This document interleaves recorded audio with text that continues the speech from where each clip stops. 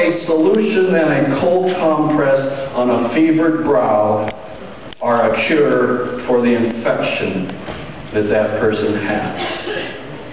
How much does the cold compress help cure the infection?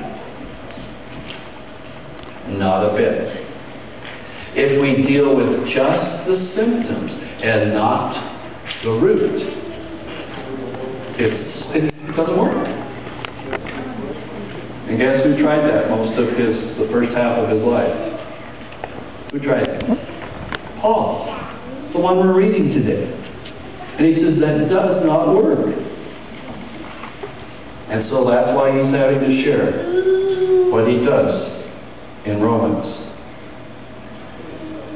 At the back of Paul's mind, as he dictates the letter to the Romans, he keeps hearing this. And the reason he hears it at the back of his mind while he's writing this letter, because he knows who's going to read it, the reason he keeps hearing this at the back of his mind, because it was at the back of his mind all the time. No, it wasn't at the back, it was at the forefront of his mind. And what does Paul keep hearing his religious friends say? But we are a commandment-keeping people.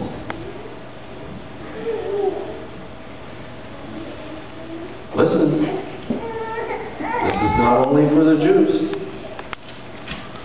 They keep saying over and over again, no, no, no, no.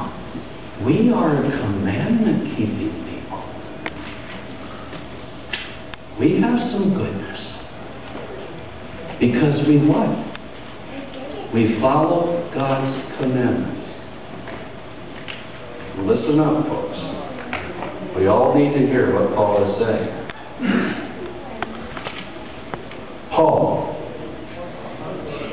essentially says, as we look at these verses, I'm going to tell you something that's going to shut your mouth so you will never brag again about keeping the commandments. Notice verses 19 and 20. Here's what's going to shut your mouth about bragging about you keeping the commandments.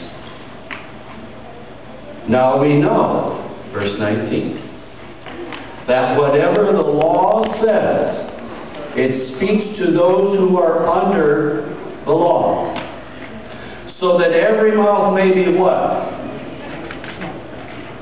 So every mouth will shut up. Every mouth may be closed, and all the world may become accountable to God. Because if you're really looking at the law in the proper way, when you read it and compare it to yourself, what do? What do you have to do? Have you anything to say for yourself? Paul says, no. Here, verse 20, because by the works of the law no flesh will be justified in his sight, for through the law comes the knowledge of sin. The proud Jew is going to bring this up, folks, and Paul knew it. Well, we're a commandment-keeping people. We follow the law. And he hits him right between the eyes and he says, keep your mouth shut. If you really understood what the law was for, you would have no response whatsoever.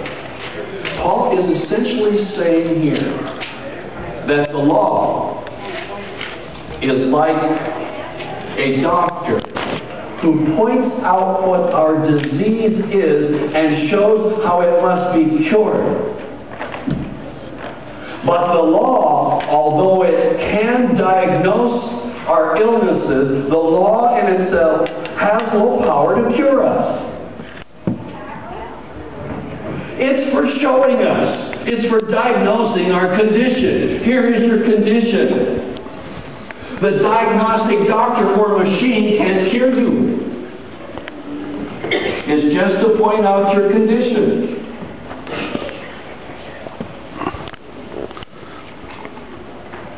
And so the law, instead of curing us, makes us miserable. Right? It makes us miserable when we try try to cure ourselves with the home remedy of self-works.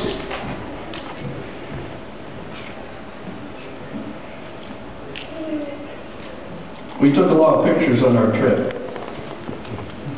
I know people, before you take a picture, and especially the camera hound, he'll be here second service, always wanted to, before the picture was taken, to show their what?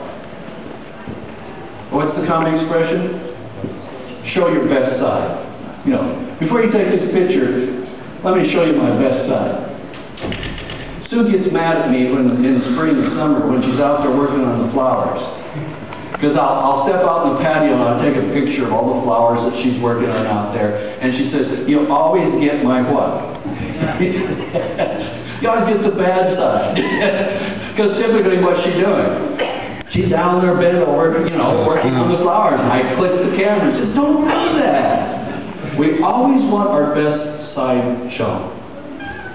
Right? When it even comes down to our religion and our spiritual life, we want people to see our best side. Why do we dress up on Sabbath? There's two reasons why a person dresses up on Sabbath.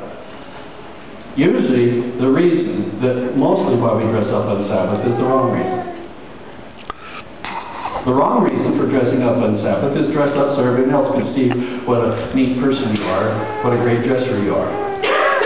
What's the real reason for dressing up on Sabbath? To honor what? A God that we worship. That's the real reason. But we always like our best side shown. Back in the days when